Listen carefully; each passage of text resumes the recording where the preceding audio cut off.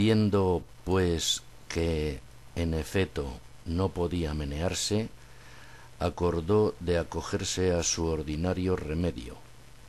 que era pensar en algún paso de sus libros. Y trújole su locura a la memoria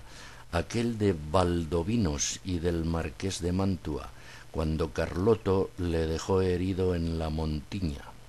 historia sabida de los niños, no ignorada de los mozos, celebrada y aún creída de los viejos, y, con todo esto, no más verdadera que los milagros de Mahoma. Esta, pues, le pareció a él que le venía de molde para el paso en que se hallaba, y así, con muestras de grandes sentimientos, se comenzó a volcar por la tierra y a decir con debilitado aliento lo mesmo que decía el herido caballero del bosque. ¿Dónde estás, señora mía, que no te duele mi mal? ¿O no lo sabes, señora, o eres falsa y desleal? Y de esta manera fue prosiguiendo el romance hasta aquellos versos que dicen: «Oh noble marqués de Mantua, mi tío y señor carnal». Y quiso la suerte que, cuando llegó a este verso, acertó a pasar por allí un labrador de su mesmo lugar y vecino suyo, que venía de llevar una carga de trigo al molino, el cual, viendo a aquel hombre allí tendido, se llegó a él y le preguntó que quién era y qué mal sentía, que tan tristemente se quejaba. Don Quijote creyó sin duda que aquel era el marqués de Mantua, su tío, y así no le respondió otra cosa sino fue proseguir en su romance, donde le daba cuenta de su desgracia y de los amores del hijo del emperante con su esposa, todo de la misma manera que el romance lo canta. El labrador estaba admirado oyendo aquellos disparates, y quitándole la visera, que ya estaba hecha pedazos de los palos, le limpió el rostro, que le tenía cubierto de polvo, y apenas le hubo limpiado cuando le conoció y le dijo: «Señor Quijana», que así se debía de llamar cuando él tenía juicio y no había pasado de hidalgo sosegado a caballero andante, «¿quién ha puesto a vuestra merced desta suerte?». Pero él seguía con su romance a cuanto le preguntaba. Viendo esto, el buen hombre lo mejor que pudo le quitó el peto y espaldar para ver si tenía alguna herida, pero no vio sangre ni señal alguna. Procuró levantarle del suelo y no con poco trabajo le subió sobre su jumento, por parecerle caballería más sosegada. Recogió las armas hasta las astillas de la lanza y liólas sobre Rocinante, al cual tomó de la rienda y del cabestro al asno, y se encaminó hacia su pueblo, bien pensativo de oír los disparates que don Quijote decía, y no menos iba don Quijote, que, de puro molido y quebrantado, no se podía tener sobre el borrico, y de cuando en cuando daba unos suspiros que los ponía en el cielo, de modo que de nuevo obligó a que el labrador le preguntase, le dijese qué mal sentía. Y no parece sino que el diablo le traía a la memoria los cuentos acomodados a sus sucesos, porque en aquel punto, olvidándose de Valdovinos, se acordó del moro Abindarráez, cuando el alcaide de Antequera, Rodrigo de Narváez, le prendió y llevó cautivo a su alcaidía. De suerte que, cuando el labrador le volvió a preguntar que cómo estaba y qué sentía, le respondió las mesmas palabras y razones que el cautivo Abencerraje respondía a Rodrigo de Narváez, del mismo modo que él había leído la historia en La Diana de Jorge de Montemayor, donde se escribe,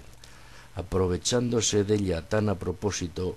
que el labrador se iba dando al diablo de oír tanta máquina de necedades, por donde conoció que su vecino estaba loco,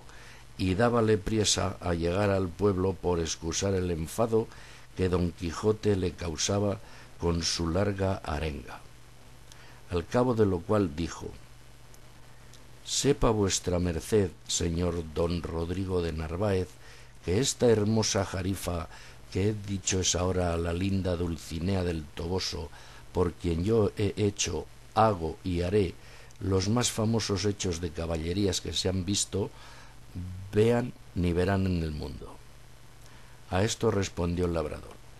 «Mire vuestra merced, señor, pecador de mí, que yo no soy don Rodrigo de Narváez, ni el marqués de Mantua, sino Pedro Alonso, su vecino,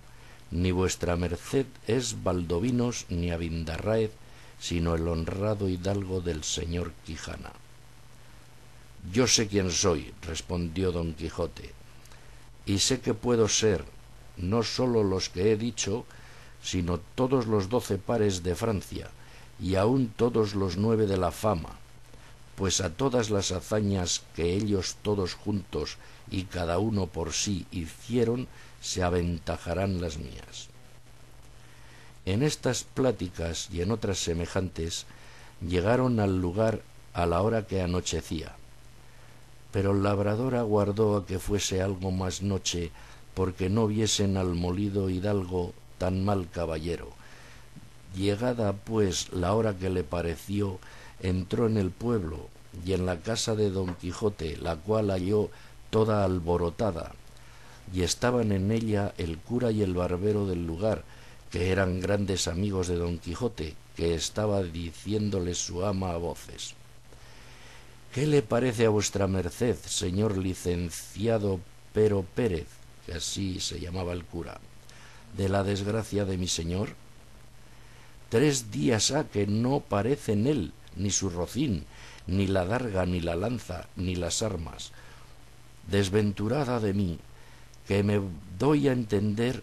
y así es ello la verdad como nací para morir,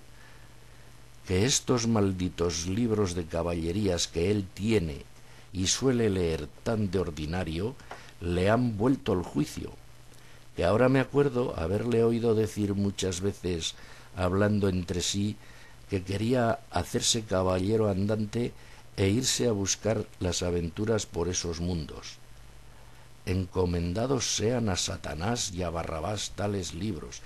que así han hecho perder el más delicado entendimiento que había en toda la Mancha». La sobrina decía lo mismo, y aún decía más: «Sepa, señor maese Nicolás», que este era el nombre del barbero, «que muchas veces le aconteció a mi señor tío estarse leyendo en estos desalmados libros de desventuras 2 días con sus noches, al cabo de los cuales arrojaba el libro de las manos y ponía mano a la espada y andaba a cuchilladas con las paredes, y cuando estaba muy cansado decía que había muerto a 4 gigantes como 4 torres, y el sudor que sudaba del cansancio decía que era sangre de las feridas que había recibido en la batalla, y bebíase luego un gran jarro de agua fría, y quedaba sano y sosegado, diciendo que aquella agua era una preciosísima bebida que le había traído el sabio Esquife, un grande encantador y amigo suyo. Mas yo me tengo la culpa de todo, que no avisé a vuestras mercedes de los disparates de mi señor tío, para que los remediaran antes de llegar a lo que ha llegado, y quemaran todos esos descomulgados libros, que tiene muchos que bien merecen ser abrasados como si fuesen de herejes». «Eso digo yo también», dijo el cura,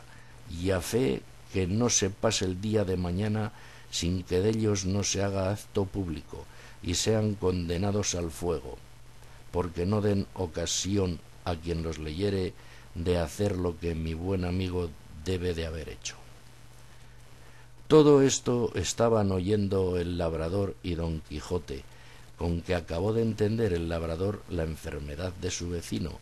y así comenzó a decir a voces: Abran vuestras mercedes al señor Valdovinos y al marqués de Mantua, que viene malferido, y al señor Moro Abindarráez, que trae cautivo el valeroso Rodrigo de Narváez, alcaide de Antequera. A estas voces salieron todos, y como conocieron los unos a su amigo, las otras a su amo y tío, que aún no se había apeado del jumento porque no podía, corrieron a abrazarle. Él dijo: ténganse todos, que vengo malferido, por la culpa de mi caballo. Llévenme a mi lecho y llámese, si fuere posible,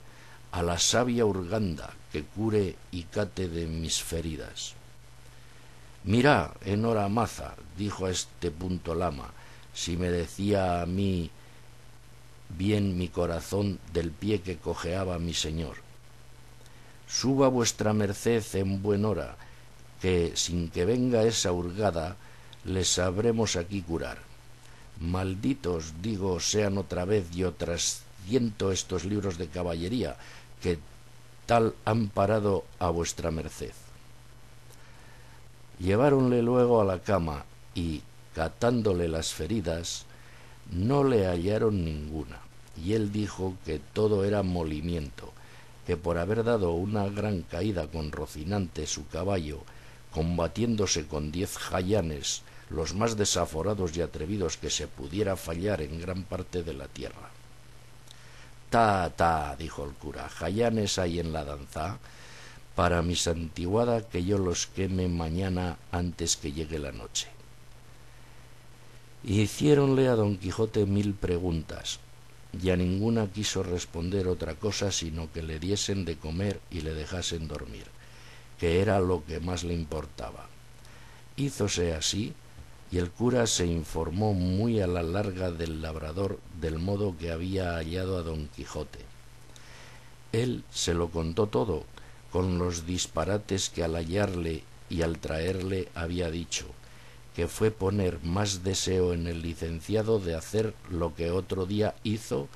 que fue llamar a su amigo el barbero maese Nicolás, con el cual se vino a casa de don Quijote.